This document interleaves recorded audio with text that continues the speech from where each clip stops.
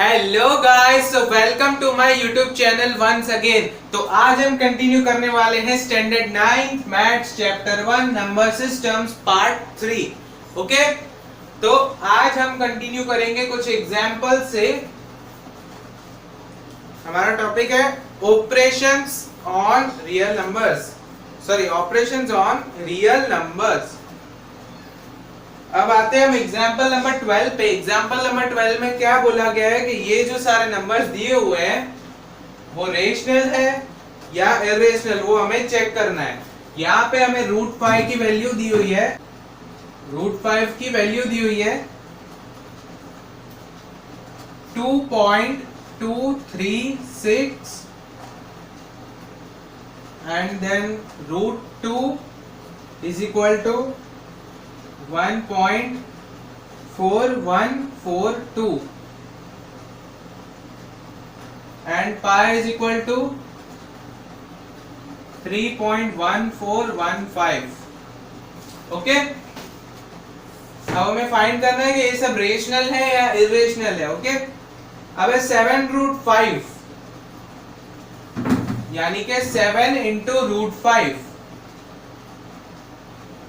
7 into √5 मतलब कि 7 into 2.236, इसका आपका आंसर आएगा 15.652।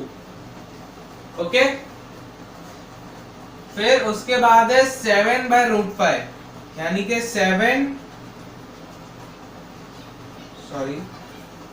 7/√5 is equal to 7 divided by 2.236। तो इसका आंसर आपका आएगा 3.13, उसके बाद समथिंग आएगा। ओके, फिर उसके बाद दिया हुआ है √2 + 21।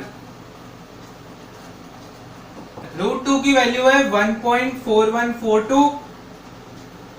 Okay, plus 21 is equal to 22.4142।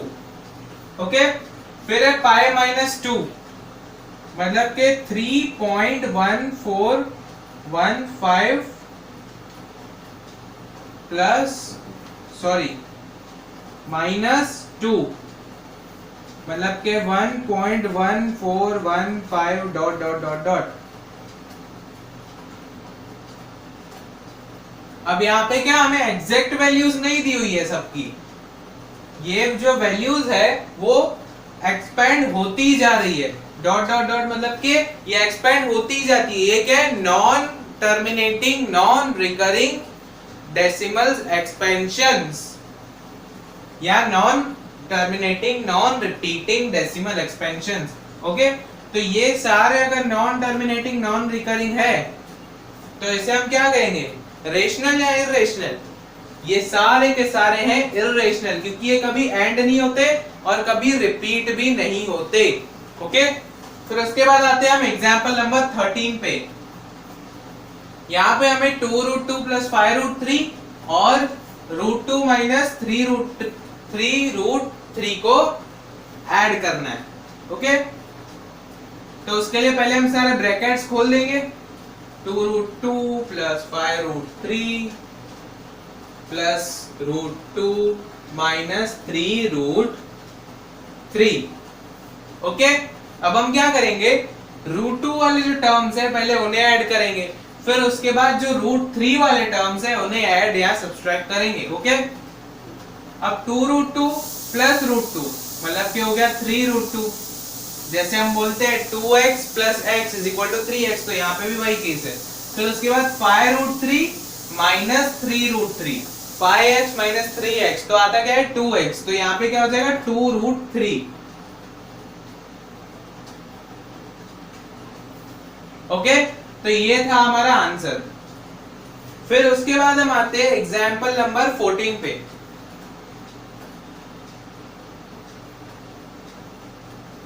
Example number 14 में हमें 6√5 और 2√5 को मल्टीप्लाई करना है, मतलब कि 6√5 into 2√5 is equal to 6 into 2 into √5 into √5।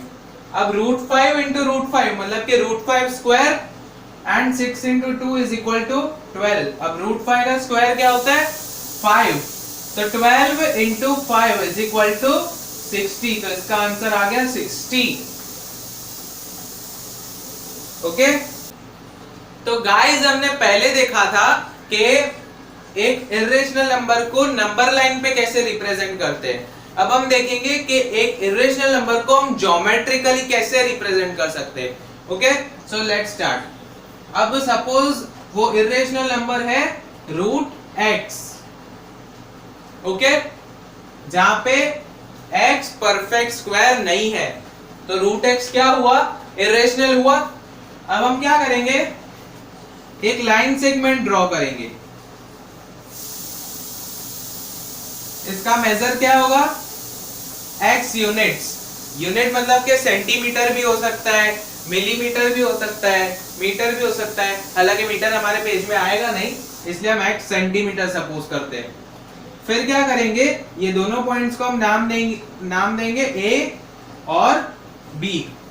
Okay, फिर b से हम क्या करेंगे 1 सेंटीमीटर और एक्सटेंड करेंगे, और जो पॉइंट आएगा उसे हम नाम देंगे c।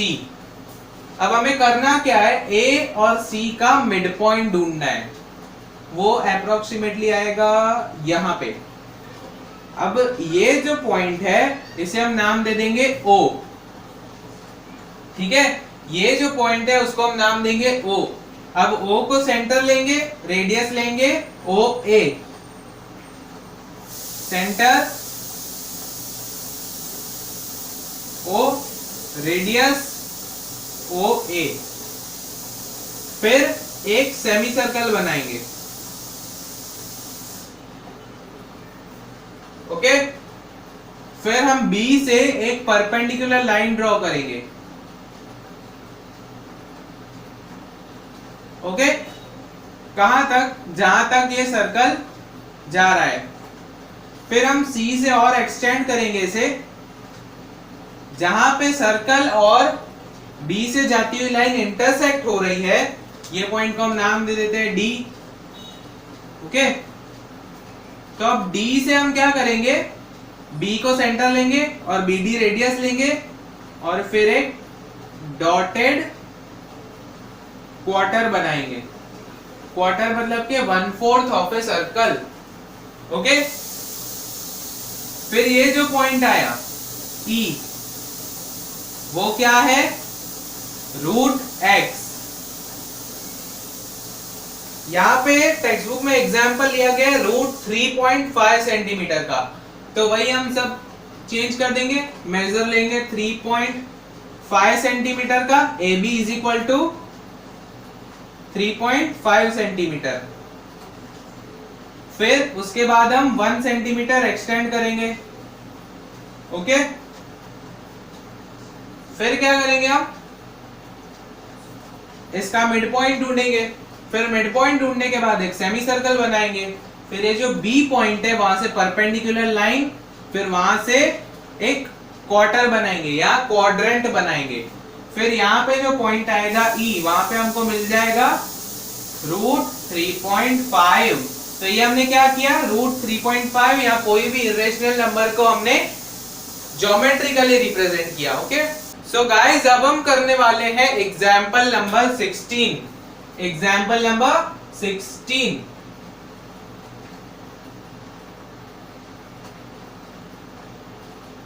उसका फर्स्ट सम क्या है, 5 plus √7, 5 plus √7 whole multiplied by 2 plus √5। Okay, जैसे हमने 8th स्टैंडर्ड में भी देखा था। यहां पे क्या होगा, अब पहले तो 5 इंटू 2, 5 इंटू 2 वो होता है 10। अब 5 इंटू √5 मतलब के 5 √5। अब √7 इंटू 2 मतलब के 2 √7 इंटू √5।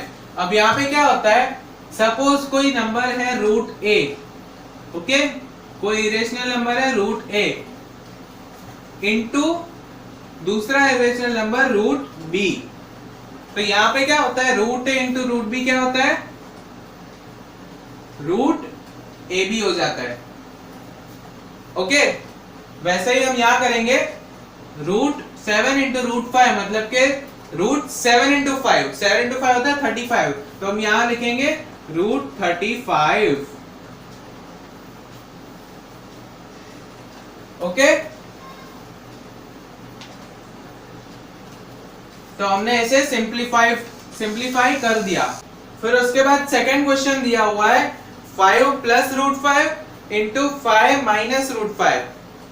तो ये किसकी फॉर्मूला हो गई, a square minus b square की फॉर्मूला हो गई। तो अब यहाँ पे एक्सपेंड किया हुआ है, तो हम क्या करेंगे, उसे मतलब कि उसे छोटा कर देंगे। हमें दिया हुआ है 5 plus root 5 into 5 minus root 5। ये तो वही हो गया a plus b into a minus b. तो ये क्या हो गया, ए स्क्वायर मतलब के 5 स्क्वायर माइनस रूट 5 स्क्वायर मतलब के b square is equal to 25 minus 5 is equal to 20। Okay, तो इसे भी हमने सिंप्लीफाई कर दिया। फिर है root 3 plus root 7 whole square. Root 3 plus root 7 whole square मतलब कि a plus b whole square वाली फॉर्मूला लगेगी यहाँ पे, उससे सिंप्लीफाई करेंगे। फिर उसके बाद है root 11 minus root 7 into root 11 plus root 7, same number 2 जैसा। यहाँ पे 5 प्लस रूट 5 है, यहाँ पे सिर्फ रूट 11 प्लस रूट 7 दिया है। ओके, तो ये था एग्जाम्पल नंबर 16।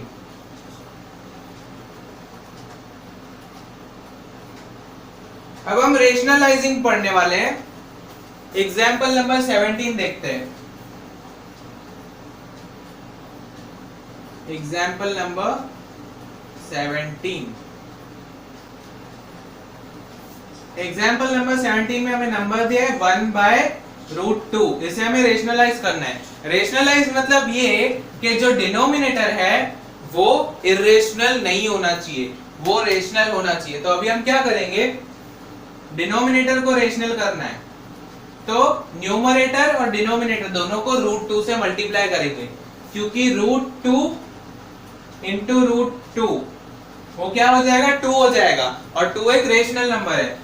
अब डिनोमिनेटर को हमने रूट 2 से मल्टीप्लाई किया तो न्यूमरेटर को भी करना पड़ेगा। तो यहाँ पे हमारा आ जाएगा रूट 2 अपॉन 2। तो ये हमने रेशनलाइज कर दिया। अब आते हैं एग्जाम्पल नंबर 18 पे। ओके, एग्जाम्पल नंबर 18 में हमें दिया है 1 by 2 plus root 3। Okay, 1 by 2 plus root 3। अब हम क्या करेंगे, 2 प्लस रूट 3 है। अगर आपको 2 डिजिट ऐसे दिए होते तो आप क्या करोगे, 2 प्लस रूट 3 मतलब के a प्लस बी है, तो आप यहाँ पे a माइनस बी से मल्टीप्लाई करोगे, मतलब के 2 minus root 3 upon 2 minus root 3 से मल्टीप्लाई करोगे। तो यहाँ पे आपका आंसर क्या आएगा, 2 minus root 3 upon 2 square minus root 3 square. क्यों, क्योंकि यहाँ पे a plus b into a minus b है, इसलिए a square minus b square हो गया।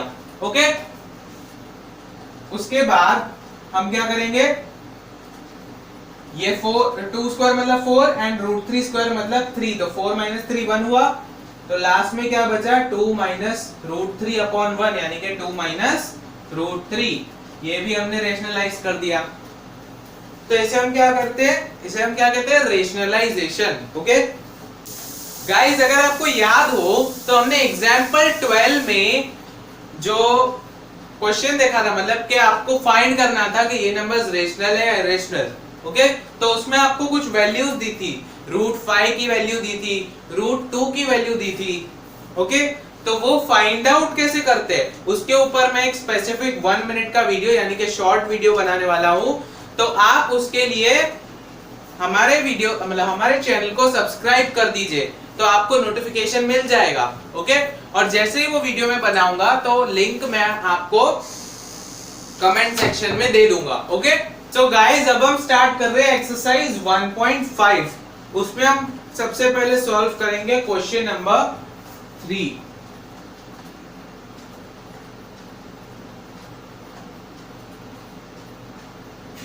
Question number 3। अब यहां पे बोला क्या गया है, recall pi is defined as the ratio of circumference of a circle to its diameter, that is pi is equal to circumference upon diameter of a circle. Okay, this seems to contradict the fact that pi is irrational. How will you resolve this contradiction? Okay, अगर दो rational numbers मतलब एक rational number दूसरे rational number से divide हो रहा है, okay, तो आंसर भी रेशनल नंबर ही आना चाहिए, लेकिन आंसर इरेशनल आता है। ऐसा क्यों? आंसर इरेशनल आता है। तो यहाँ पे क्या बोला गया है कि पाई इरेशनल है। इस फैक्ट को, ये फैक्ट जो pi is equal to c/d वाला फैक्ट है वो अपोज करता है। तो आप इस अपोजिशन को कैसे रिजॉल्व करोगे? तो सिंपल सी बात है, सरकमफरेंस हम कैलकुलेट करते हैं 2πr के बेस पे। डायमीटर जो होता है वो हम स्केल से हम लोग मेजर करते हैं। तो स्केल में हम लोग एकदम माइक्रोस्कोप तो लेके नहीं बैठते ना कि एक एक पॉइंट इधर उधर हुआ तो हमें पता चल जाए। तो यहाँ पे क्या होता है, हम अगर स्केल से मेजर करते हैं ना तो वो डिफरेंस जो होता है वो इतना कम होता है कि हम मतलब रियलाइज नहीं कर सकते कि वो इरेशनल है या रेशनल है वो मेजर। ओके, तो हम अप्रोक्सीमेटली वो मेजर लेते हैं जो हमें स्केल पे दिखता है। ओके, तो ये था क्वेश्चन नंबर 3। अब क्वेश्चन नंबर 1 और 2 हमने जैसे पहले एग्जांपल्स किए, example number 16, 17 and 18, sorry example number 16 जो हमने किया वैसे सम्स आपको question number 1 and question number 2 में दिए हुए हैं, तो वो आप एज ए होमवर्क ले सकते हैं और एक बार आप खुद से ट्राई कर सकते हैं। फिर हम करेंगे क्वेश्चन नंबर 5। उसमें पहला है 1/√7 जो कि होता है 1/√7 इंटू √7 अपॉन √7। यहां पे हमें रेशनलाइज करना है डिनोमिनेटर को। ओके, तो यहां पे हो जाएगा √7 अपॉन 7। फिर उसके बाद सेकंड दिया हुआ है 1/√7 minus √6, √7 minus √6 is equal to, अब हम क्या करेंगे, इसको √7 प्लस √6 अपॉन √7 प्लस √6 से मल्टीप्लाई करेंगे। तो क्या हो जाएगा, √7 plus √6 upon √7 whole square minus √6 whole square, मतलब के 7 माइनस 6 हो जाएगा, तो हो जाएगा 1। तो फाइनल आंसर जो हमारा आएगा वो होगा √7 प्लस √6। ओके, फिर उसके बाद है 1/√5 प्लस √2, 1/√5 प्लस √2 इज इक्वल, अब इससे हम क्या करेंगे, √5 माइनस √2 अपॉन √5 माइनस रूट 2 से मल्टीप्लाई करेंगे। फिर उसके बाद root 5 plus root 2 into root 5 minus root 2, तो नीचे क्या आ जाएगा root 5 whole square minus root 2 whole square, और ऊपर क्या आएगा रूट 5 माइनस रूट 2। ओके, तो रूट 5 होल स्क्वायर मतलब के 5 और रूट 2 होल स्क्वायर मतलब के 2, 5 माइनस 2 3, तो हमारा फाइनल आंसर आएगा root 5 minus root 2 upon 3। Okay, तो फोर्थ वाला सम आप खुद से एक बार ट्राई करें, ये भी होमवर्क में। ओके, सो गाइस आपने 8th स्टैंडर्ड में लॉज ऑफ एक्सपोनेंट्स तो पढ़े ही होंगे, तो आज हम उन्हें एक बार फिर से रिवाइज कर लेते हैं। जैसे a raise to m into a raise to n is equal to a raise to m plus n, base same है लेकिन पावर्स अलग है। Okay, a raise to m divide by a raise to n, base same है powers अलग है, तो divide है, तो क्या होगा m माइनस n हो जाएगा। फिर a raise to m whole raise to n। Okay, तो यहाँ पे m और n मल्टीप्लाई हो जाएंगे। Okay, a raise to m into b raise to m, base अलग है लेकिन पावर सेम है, तो क्या हो जाएगा दोनों बेस मल्टीप्लाई हो जाएंगे और सेम पावर लगेगा, मतलब कि ab raise to m। Okay, तो ये जो लॉज ऑफ एक्सपोनेंट्स है उसके बेस पे अब हम सम्स करने वाले हैं। ओके, अब हम करेंगे एग्जाम्पल नंबर 21। एग्जाम्पल नंबर 21, पहला है 2 raise to 2 by 3 into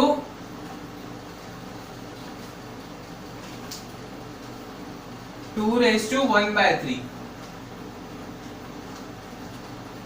okay, फिर सेकंड है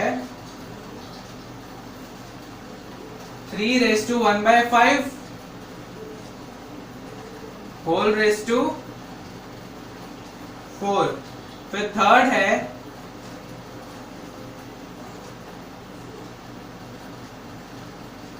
7 रेज टू 1 बाय 5 अपॉन